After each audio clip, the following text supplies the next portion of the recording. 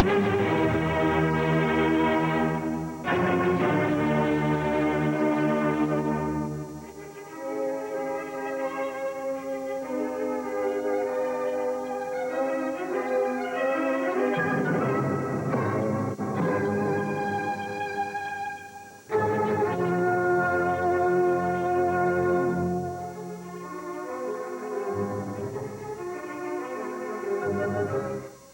agenda nacional sustenta los valores de la libertad y la democracia y el derecho de los dominicanos y los latinoamericanos al desarrollo económico y social, con apego y respeto a los principios de soberanía y autodeterminación que sustentan y hacen posible la convivencia pacífica de pueblos y naciones, para identificar y analizar los obstáculos que han impedido e impiden que alcancemos la condición de vida y la felicidad a las que somos acreedores.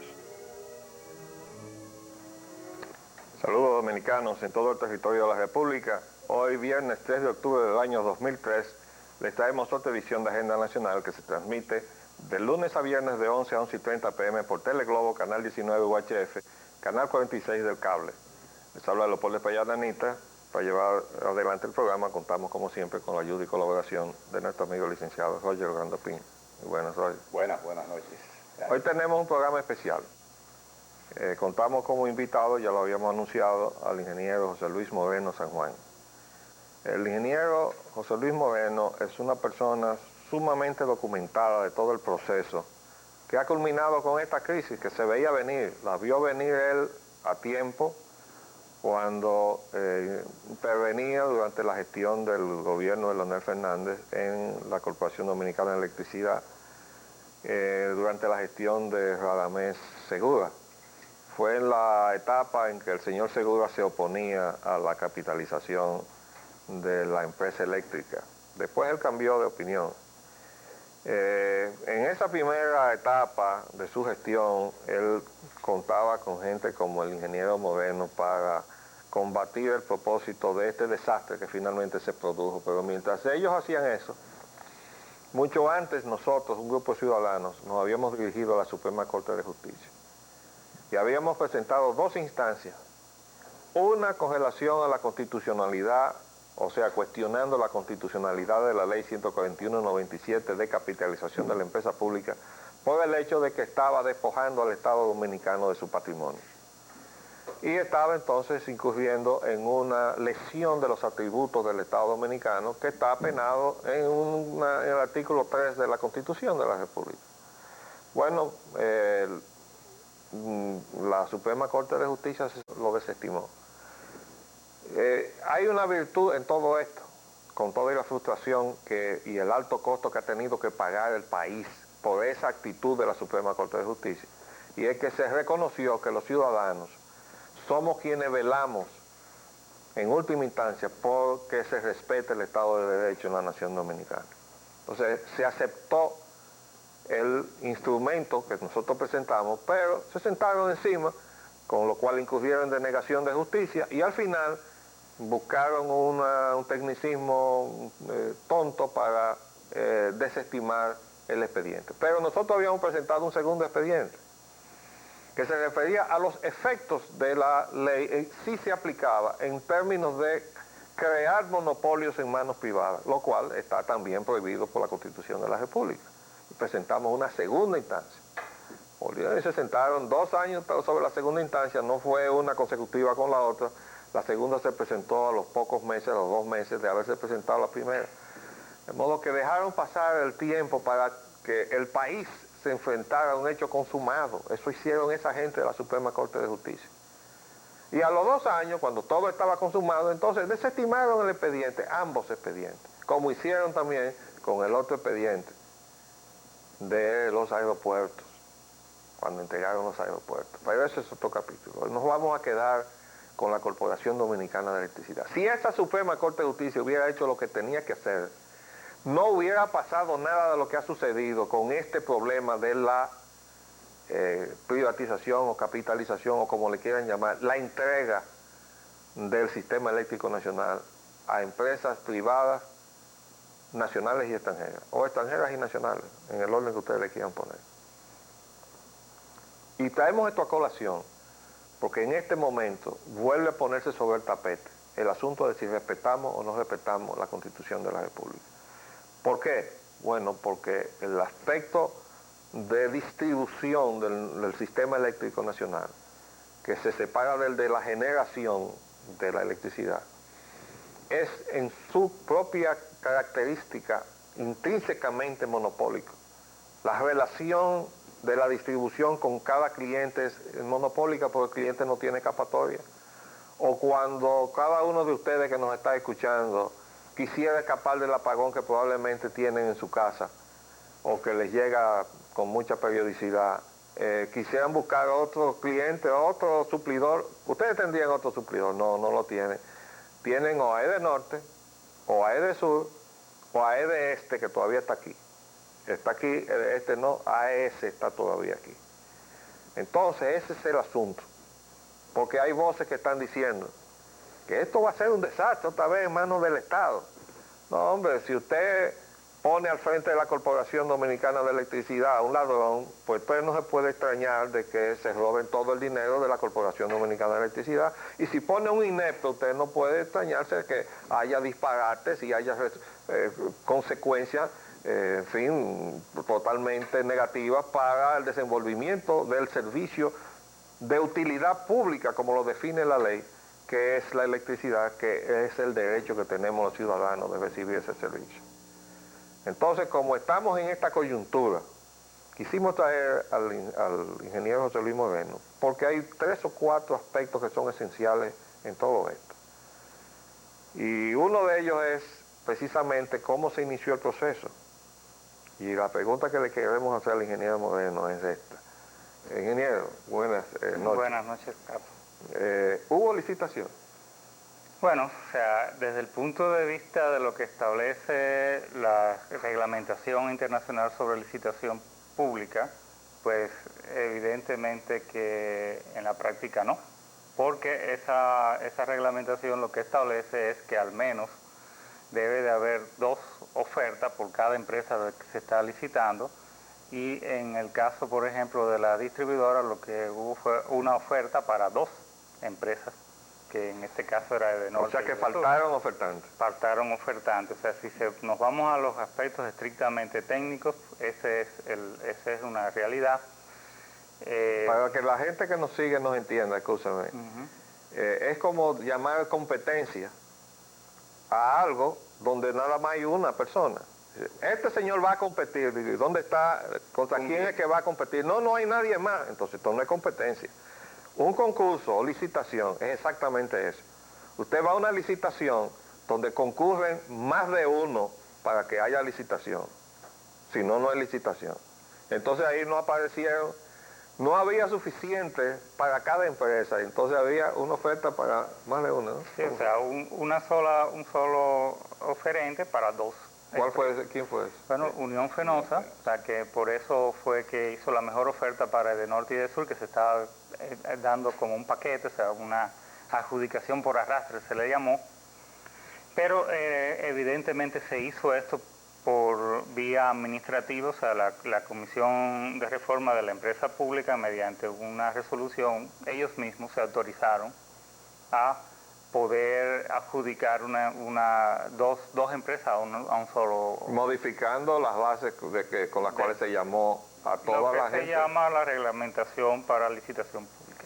Ok, y Unión Fenosa, ¿llegó a la República Dominicana en el momento de la licitación? No, Unión Fenosa había sido asesor de la CDE durante un tiempo, a principios de la década del 90, y ya tenía información privilegiada, o sea, lo que se podría llamar desde el punto de vista técnico, información privilegiada. Pero también había un precedente de una destreza dudosa por parte de Unión Fenosa, por lo menos en lo que fue su asesoría a la antigua CDE. El único inconveniente en esto era que no se le hizo un sometimiento desde el punto de vista judicial, ¿no? O sea, legal, o sea, sino simplemente se rescindió el contrato y se quedó todo así como Pues yo recuerdo que el entonces administrador, Radamés Segura, públicamente les acusó de malversación, usó ese término, porque yo lo tengo en mi archivo. Eso es correcto, pero no hubo realmente... No inició ningún procedimiento. Exacto, y tampoco se le puso ninguna oposición o en el momento que se rescindió el contrato con ellos. ¿Oposición en qué sentido? En el sentido de que, bueno, de que habían hecho un mal manejo de los fondos que se le una acusación. Una acusación, exacto, una acusación sobre mal desempeño. O sea, como no se le puso ninguna acusación formal, pues entonces no había ninguna... La culpa quedó sin sanción. Exacto, pero para todos los técnicos de la CDE, pues estaba eso como historia, ¿no? Y por eso cuando apareció como una de las posibles empresas que iban a participar en la licitación, se objetó su participación, pero también de una manera, yo diría que no oficiosa. Se mandó una correspondencia, pero no se tomó medidas más allá. Quiere decir que tuvimos una licitación defectuosa, porque no vamos a entrar en esos pormenores, pero recuerdo que incluso las ofertas llegaron fuera de tiempo y se incurrió en darle un tiempo que no estaba previsto para que llegaran, todo eso, pero bueno. Sí, en el caso específico de Unión Fenosa sucedió eso también, o sea, ya para la fecha que se estaba cerrando la presentación de credenciales, faltaba alguna documentación y también por vía administrativa. Y se le dio oportunidad que la completara. Exacto, y después resultó que esta fue una de las empresas que ganó, o sea, por lo tanto... Pero no así, ¿no? Fue gananciosa de 2 de las 3 áreas de distribución que se estaban licitando. Correcto. O sea, se le entregaron las 2/3 partes de la distribución. Mire, esto es demasiado importante para que el pueblo sepa por dónde comenzó este problema, porque cuando el presidente viajó allá a España, en forma muy poco considerada, las autoridades del gobierno español le increparon que había que respetar, ¿cómo fue que le dijeron? La inversión extranjera. No, ellos dijeron las reglas de juego, ¿verdad? Y la seguridad jurídica de las inversiones. Bueno, y nosotros le dijimos aquí, óigame, esto es un camino de 2 vías, es el respeto al Estado de Derecho. O sea, si usted viene en virtud de una ley, usted tiene que respetar la ley y tiene que respetar todas las leyes del Estado donde usted viene a actuar, que es en este caso la República Dominicana. Esa no es la conducta de Unión Fenosa. Entonces, ya vemos que la licitación es sospechosa, pero aparte de eso, no hubo un arreglo, es decir, ¿quiénes concurrieron? Entonces, finalmente, ¿hubo una reunión previa a la licitación para decidir esto es tuyo, esto es tuyo, esto es mío, o no? Bueno, realmente en el momento mismo de la licitación había muy pocas empresas interesadas en lo que era el área de la distribución. ¿Y por qué no se declaró desierto? Pudo haberse declarado desierta y evidentemente de las cosas que se estuvieron discutiendo en ese momento era, bueno, si nadie se interesa por el norte, fíjense que por eso viene el asunto de la adjudicación por arrastre, porque se sabía que no había ningún interesado en la zona norte específicamente, y por lo tanto se ve que hubo una especie de cabildeo o de concertación para poder establecer realmente que no se quedara ninguna de las empresas sin adjudicar. El tema de que no se quedara ninguna de las empresas sin adjudicar es algo que también nosotros hemos destacado en numerosas ocasiones, y es que existía un llamado acuerdo definitivo o un memorando de entendimiento en el cual se firmó entre la CREC... ¿Previo o post licitación? Previo a la licitación. Entonces, la licitación fue amañada. Porque si usted se compone entre todos y dice, señores, este es el acuerdo entre nosotros, y después vamos a la licitación no existió. La licitación no existió. Yo quisiera que, con el deseo de mi corazón, que no haya problema. Yo no quisiera que haya problema, pero quisiera ver que de alguna manera un tribunal idóneo agarre este expediente en su mano y fiscalice desde el principio hasta el final, a este triste final al que hemos llegado, qué ha pasado con el asunto del negocio eléctrico en la República Dominicana. Pero vamos a pasar a otro tema, porque vemos que en el paso siguiente se iban entonces a adjudicar resultaron gananciosos, tenían que hacer un aporte de capital. Correcto. ¿Lo hicieron?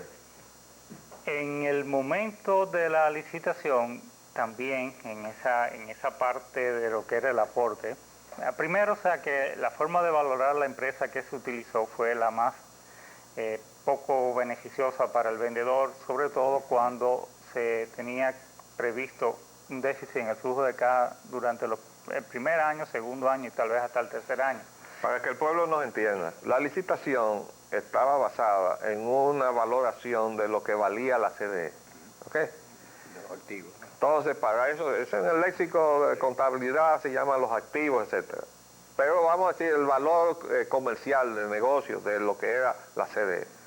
Para entonces llamar a una licitación donde el que venía tenía que poner dinero, porque el Estado estaba poniendo el negocio, estaba entregando todo lo que había, todas las instalaciones, todo. Y el otro tenía que poner ese valor, pero en dinero. Esa no era la base del... Correcto. Entonces, dentro de lo que establecía la ley 141 de 97, era que se tenía que publicar lo que era el valor patrimonial de la empresa y se mandaba a hacer una tasación de valor de mercado, pero como un dato interno para saber cuál sería el mínimo que se podría aceptar por la empresa. Pero lo que se tenía que poner como base para la primera puja en la licitación era el valor patrimonial de la empresa. O sea, ¿En cuánto estaba? El valor patrimonial de la empresa pues era aproximadamente en lo que era el área de la distribución como el doble de lo que se estuvo tomando como base. O sea, específicamente en el caso de Norte y de Sur, el monto rondaba los 400 millones de dólares, 300 y tantos millones de dólares. Y eso no fue el que se usó para hacer la licitación. Exacto, sin tomar en cuenta, eso era nada más que lo que era el valor patrimonial, sin tomar en cuenta lo que era en sí la concesión, que no se le dio ningún valor al negocio. O sea, todo este mercado que éramos todos nosotros, amarrados por contrato con la CDS, le estaba entregando, y eso no valió un centavo, ¿eh? Entonces se prefirió utilizar lo que era el flujo de caja a valor presente y dado ese flujo de caja a valor presente... Eso no lo entiende la gente. Okay. Lo que quiere decir es que estábamos midiendo cómo estaba entrando el dinero a la empresa, que estaba entrando en forma muy precaria, y por tanto los resultados de esa forma de valorar la empresa iba a ser muy negativo para la CD, y esa fue la forma que se cogió. Exacto, entonces eso dio 210 millones para Edenorte y Edesur, que se estaba dando como un paquete, o sea que era 2 por 1. ¿Y por qué ahora cuando lo vamos a recuperar tenemos que pagar? Bueno, porque ahora se usó justamente lo que nosotros considerábamos que era el método mejor para el que está vendiendo, que es el valor patrimonial. Ajá, quiere decir que nosotros nos pusimos cosa ese que le ponen a los tontos de capirote, ¿no? En la cabeza. En las escuelas, cuando los muchachos no se saben las clases, le ponen un bombín, una cosa. Los funcionarios del Estado, en el gobierno de Leonel Fernández, se pusieron todos sus bombines de tonto de copilote para negociar con Unión Fenosa, ¿verdad? A mí me recuerda la frase del cardenal López Rodríguez cuando juzgaba el contrato de la Enron, ese funesto contrato donde nosotros nos comprometíamos, al igual que con el de la San Pedro de Macorís, a pagar aunque no esté funcionando, ¿verdad? Y dijo el cardenal, el que firmó eso es un imbécil. Entonces nosotros decíamos, eminencia, usted es demasiado generoso porque está presumiendo buena fe. El que firmó eso fue un corrupto. Y esa es la razón de por qué todo esto que ha sucedido, que no debió haber sucedido, sucedió. Vamos a hacer un paréntesis y volvemos en unos minutos.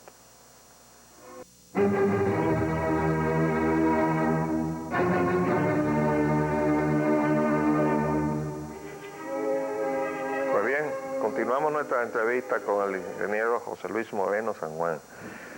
Síganme explicando entonces, ingeniero, en ese proceso, ¿verdad?, donde se hizo esa valoración, se tomó como punto de partida para llamar a la licitación, que no fue licitación. Perfecto, entonces... Y entonces viene la pregunta que yo le hacía, y los aportes, consecuencia de esa valoración subvaluada, ¿se hicieron?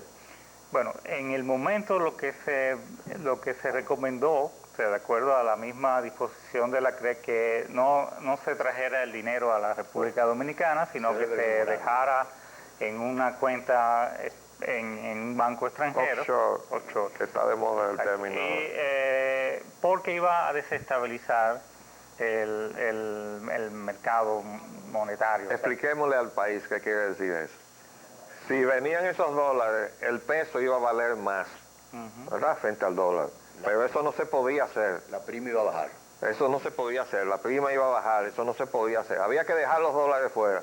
Pero eso no fue más que un pretexto para que unos dólares que estaban en unos bancos en ultramar, lo que llaman bancos offshore, que estuvieran ahí el tiempo suficiente para que se expidieran unas correspondencias diciendo aquí hay un dinero a disposición de las empresas de norte, de sur, de este.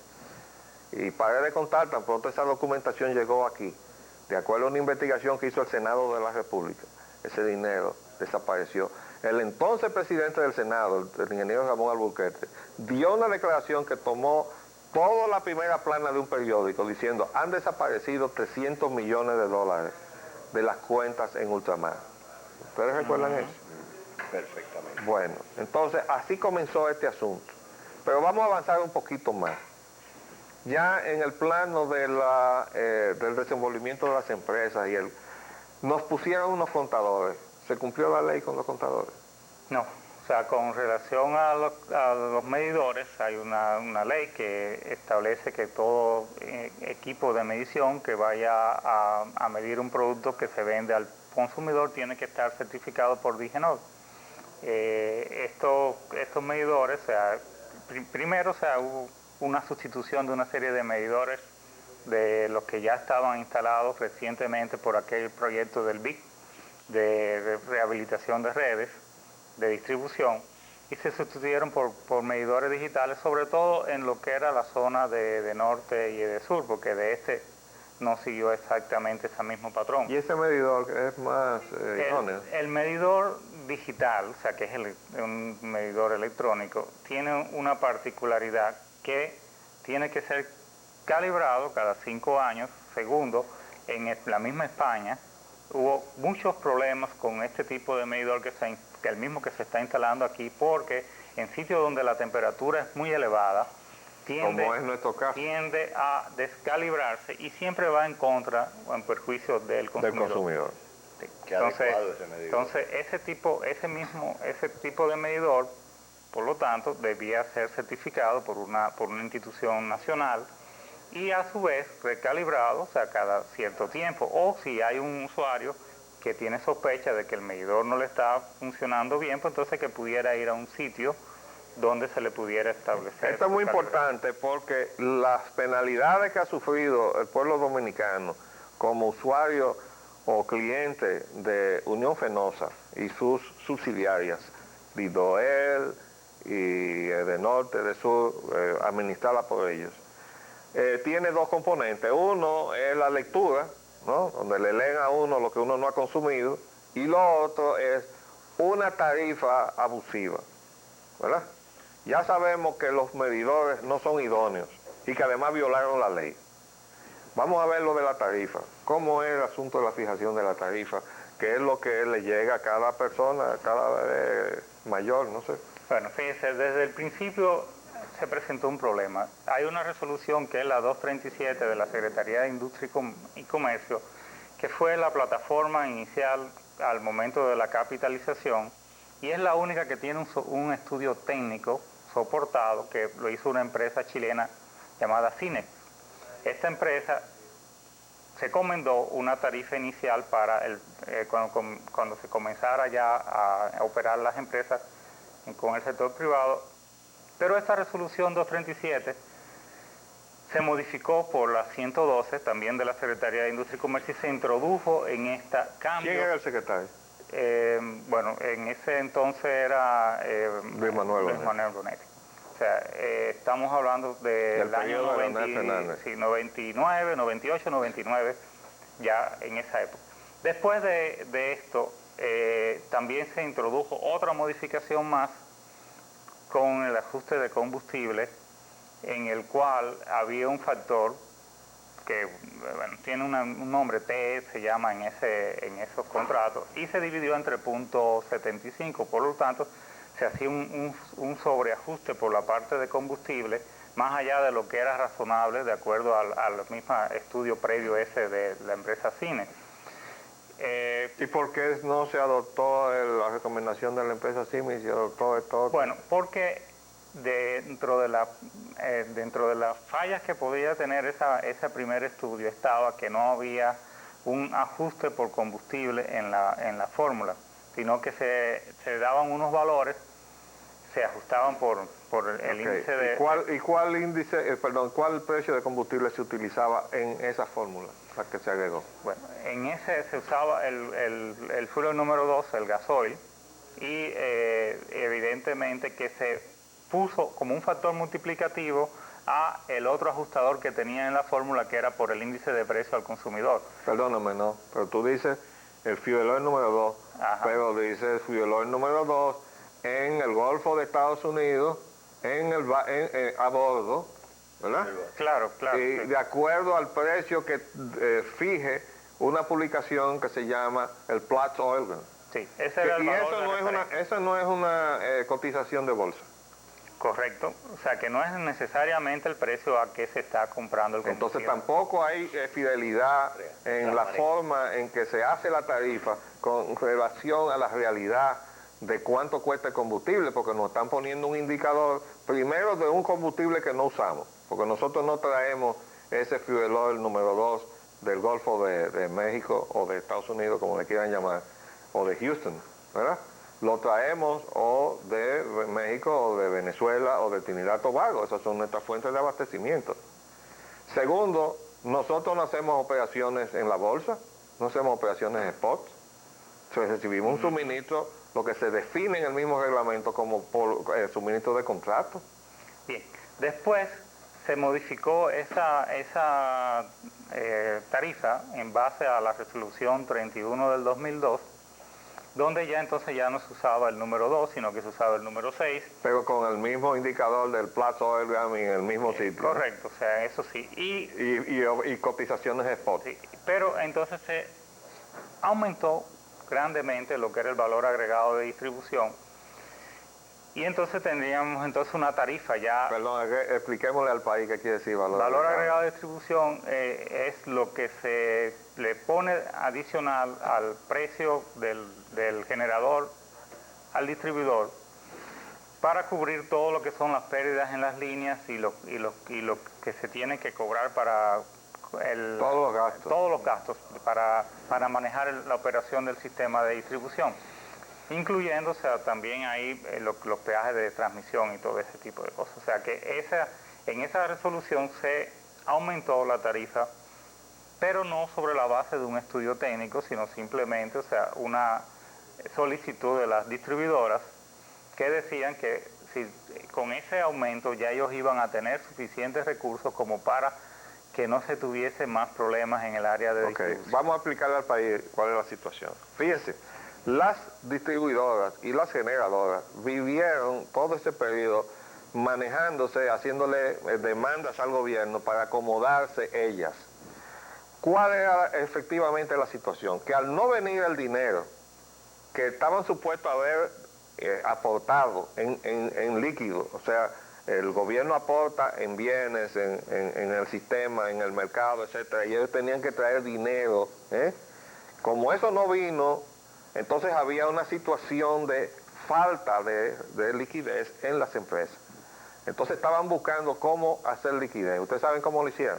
Sacándonos más dinero del bolsillo. Todo eso que está explicando el ingeniero José Luis Moreno es una forma de indexar. Incluso hay un factor que creo que es usando el índice de costo de Estados Unidos, ¿no? Sí, el índice de precio al consumidor de Estados Unidos. ¿Por qué tenemos nosotros que estar sujetos al índice de precio del consumidor en los Estados Unidos? Entonces, esos son todos mecanismos para sacarnos más dinero del bolsillo. Acuérdense que decíamos, la factura que ustedes reciben todos los meses tenía una parte que es la lectura de lo consumido, que no es necesariamente idóneo, porque ya sabemos que el contador no mide como Dios manda. Y la otra parte es la tarifa. Y la tarifa tampoco estaba respondiendo a la realidad, sino a la conveniencia del negocio eléctrico que vinieron a hacer toda esta gente aquí.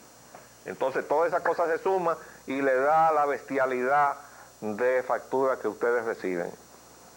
con algunas agravantes en algunos casos. Bien, ¿no? entonces fíjese también algo interesante, que la Superintendencia de Electricidad, a raíz de esa resolución y por tal vez insistencia de muchos técnicos del área,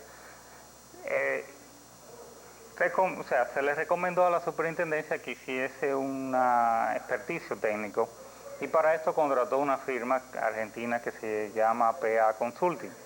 Ese informe... ¿Un experticio técnico sobre qué? Sobre el valor agregado de distribución y sobre... O sea, los verdaderos costos del negocio. ¿Y qué es lo que arrojó este estudio? Bueno, que el valor agregado de distribución de la resolución 31 del 2002 debía ser reducido a la mitad. Y para no hacerlo tan drásticamente, entonces yo recomendaba un periodo de 6 meses para que se reduzca. O sea que lo que le conviene al cliente dominicano hay que irlo haciendo despacito. Ajá. Y lo que le conviene a esta gente se hacía de una vez. Entonces, Y otra cosa, y los apagones no estaban supuestos a ser compensados. a partir del 1 de enero de este año, por cada hora de apagón usted tendría que recibir 1.5 horas de energía gratis.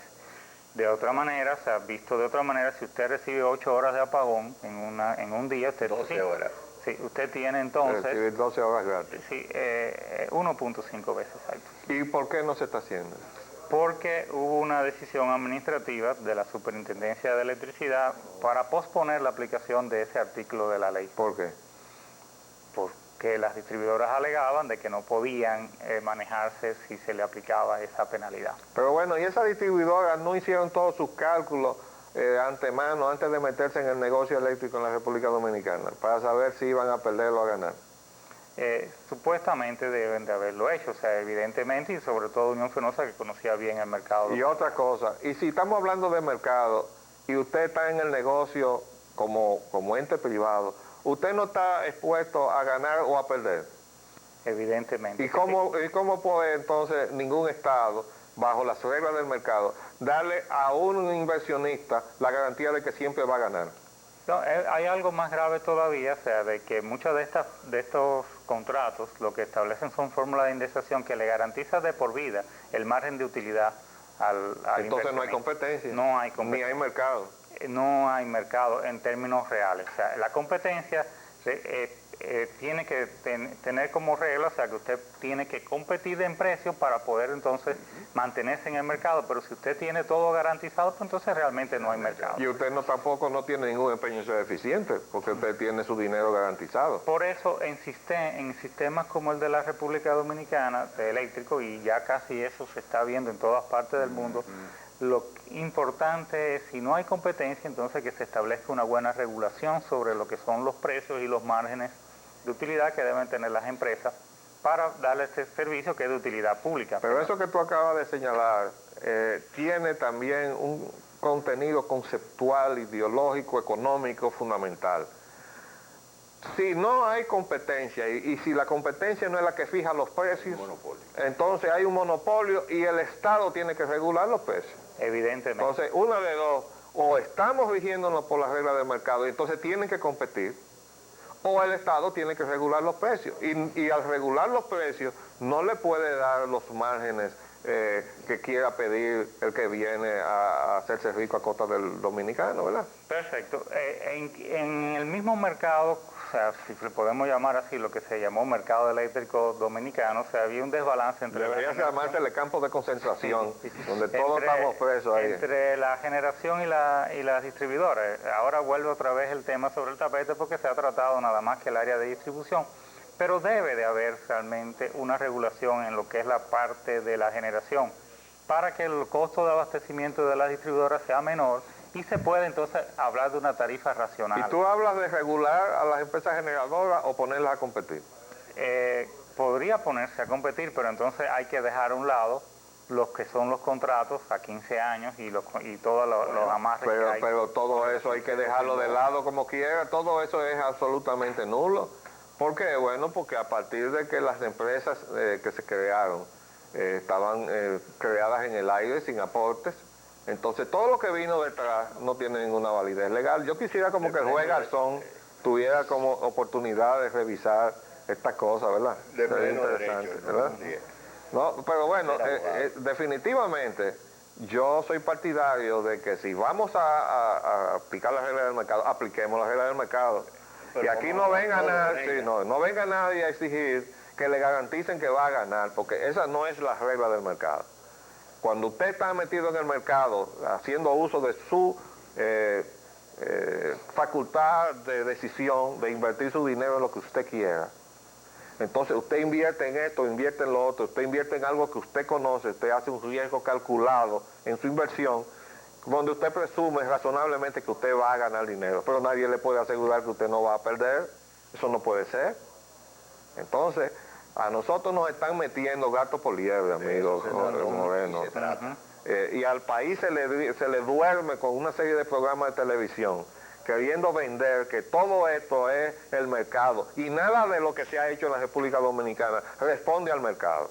No crean que nos van a engañar, porque estos tres que estamos sentados aquí, las canitas que tenemos estos dos de este lado y algunas que le están saliendo al ingeniero Moreno, nos impiden tragarnos ese cable, ¿verdad?, que nos quieren hacer tragar. Nosotros sabemos perfectamente que todo esto ha sido un engaño. Lo único que el engaño ha sido al pueblo, pero quienes han engañado al pueblo son funcionarios corruptos, que no le han respondido todavía porque no hay en este país justicia. En eso tendremos que darle razón a los cuestionamientos que le han hecho algunos de los españoles por allá a la situación en el país. Nos da pena decirlo, que nosotros deberíamos ver todo esto, pero no en los tribunales dominicanos, sino en los tribunales internacionales, para que, por ejemplo, el juez Garzón vea la parte de los españoles y diga hasta dónde incluso este último acuerdo que se ha hecho tiene validez, ¿verdad? Y que además vengan las mismas gente que están juzgando allá en los Estados Unidos a las empresas de Wall Street a ver las operaciones que ha hecho aquí AES, ¿no? Y por último, para que veamos también la conducta de un Estado extranjero que se llama el Reino Británico, que ha venido a penetrar el mercado disfrazado de empresa privada. ¿Cuál es la empresa que representa aquí al Estado británico? Yo sé que es la Commonwealth Development Corporation. Correcto, sí. Pero tiene otra... Tiene inversiones, o sea, las tenía desde hace mucho tiempo en la empresa, la compañía eléctrica de Puerto Plata, y la que se llamaba Coastal, o sea, Coastal de Puerto Plata. También tiene... Digo, se llamaba así porque ahí está también la Coastal metida. Sí, claro, evidentemente, sí. También tiene... Y la Coastal es la misma que está aquí en San Pedro con la terminal de gas licuado de petróleo. Correcto, exacto. Y tiene también... también... hay mucha gente del anterior gobierno. Sí, bueno, tiene también participación en Coyentris. O sea, a través de inversiones, y tiene también inversiones en la empresa de Jaime. Entonces quiere decir que cuando el periódico nos dice que estas generadoras, Itabo, Jaime, la compañía eléctrica de Puerto Plata, son precisamente las tres empresas donde el gobierno británico, a través de la Commonwealth Development Corporation, tiene acciones, la que le está compulsando al gobierno dominicano un acto de alguacil, oponiéndose a la negociación que se ha hecho, y mientras tanto están apagando sus plantas, que entiendo que es una violación a la ley. Es una violación al artículo 91 de la ley, o sea que por eso en algún momento decían, bueno, no solamente han incumplido la ley las EDES cuando dan los cortes de energía y no se le aplica, por ejemplo, la penalidad del artículo 93, el párrafo 1, sino que también las empresas generadoras no tienen el derecho a apagar las plantas sencillamente porque tengan una litis de pago con las distribuidoras, porque es un servicio de utilidad pública. Entonces se puede alegar que están poniendo en peligro la seguridad nacional y entonces pueden ser objeto de una intervención también. Yo diría que hay que afirmar que es así. O sea, un país que se apaga es un país que no tiene gobierno y es un gobierno que se cae. Es decir, la seguridad del Estado tiene una serie de prerequisitos y uno de ellos es que funcione la electricidad, que funcionen las comunicaciones, cuando digo comunicaciones nos referimos a comunicaciones telefónicas, radiales, etcétera, porque si alguna empresa o algún sector se apodera de las comunicaciones, incomunica al país. Cuando no haya combustible tampoco para la nación dominicana, se paraliza todo el transporte, no hay movimiento absolutamente de nada. Todo eso son factores estratégicos que todo el que esté, digamos, escuchando este programa y que pertenezca a las Fuerzas Armadas sabe perfectamente a qué yo me estoy refiriendo. Son los aspectos que ellos están llamados a cubrir en cualquier contingencia de emergencia. Tienen que ir a vigilar esos aspectos, igual que el agua, porque puede venir alguien y envenenar el agua. Entonces, todo eso está claramente identificado. Y uno de esos aspectos neurálgicos, aparte de los aeropuertos, y ya son cuestiones para vigilar quién entra y quién se pretende ir, etcétera. Todo eso está perfectamente caracterizado, pero hay que contar con la electricidad, porque si no hay electricidad el país se paró. ¿Y usted cree que es posible dejarle eso a un sector privado? ¿Usted sabe a dónde se han llegado las cosas aquí en este país? Aquí la Shell llegó a dejar al presidente de la República sin gasolina en el tanque de donde se le llena el carro presidencial en el Palacio Nacional, porque se atrasaron con una factura. Eso pasó en el gobierno de Jorge Blanco, y si no, pregúntele al entonces secretario administrativo, el licenciado Rafael Flores Estrella, que me llamó a mi casa temprano en la mañana. No hay gasolina para echarle al carro del presidente. Siendo yo presidente de la refinería, digo, la refinería no tiene nada que ver con eso. Cuando yo llamo a Pedro Pablo Cabral a su casa, resulta que fue la Shell que le cortó el suministro al Palacio. Y es posible eso, que una compañía pueda dejar sin gasolina el carro del presidente de la República. Pero eso no se quedó ahí. Pocos días después, conversando con el amigo Héctor Lachapelle Díaz, entonces mayor general del ejército, encargado de la logística de las Fuerzas Armadas, me dijo, estuve a punto de mandar una patrulla a coger preso a todo el staff de ahí de la Shell. Digo, ¿y por qué? Digo, porque me suspendieron el suministro de la gasolina al ejército. ¿Cómo? Le suspendieron el suministro de combustible al ejército. Entonces, señores, con eso nosotros no nos podemos confundir. Si somos una nación y este es un estado que es independiente y es absolutamente que tiene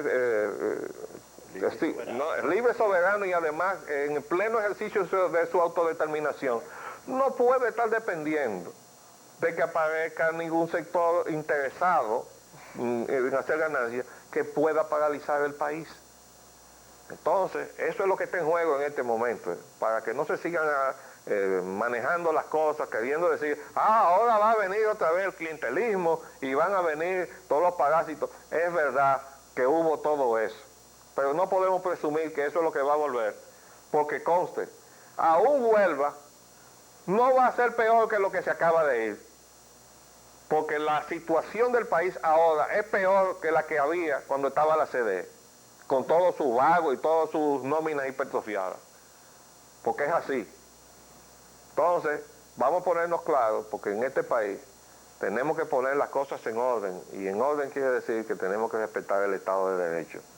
Y si vamos a jugar al mercado, entonces vamos a cumplir las reglas del mercado. Y ese código de ordenamiento del mercado, que se sacó casi enterito, aprobado en todas sus partes, pero dejaron la defensa del consumidor en el Congreso Nacional, es la parte que se quedó ahí está todavía.